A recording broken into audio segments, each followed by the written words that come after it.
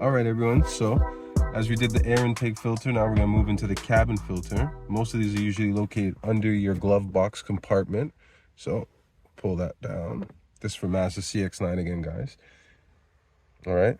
You have two latches here at the side. You just want to push this in like that. That will drop down. Now you have a catch here. You want to just release that catch like that. Pry it open with your thumb. All right.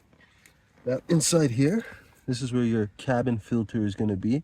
It's what filtrates the air running through the system in the car that you guys are breathing in and using through your heat and through your air conditioner. So there's a latch here. You just pinch those two together. Right there, like that. Pinch it like that. And that'll come out. Then you're going to take out this filter. And look at that. That's what we're breathing in. You can obviously tell this one is dirty, full of leaves. Now when you go back to install this, look, it has a direction up. So you got to put it in that way and make sure it goes up. K&N Filters also sells these too.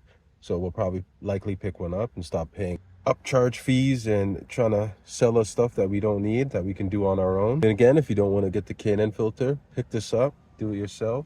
It's a cost between maybe saving yourself $20 to $40 each time. So back in like that. Start from your other end. You want to put your latch in there. Yep. Then it snaps all back in place. Now take your glove box up. Put that back in there. And just push it in. Yep.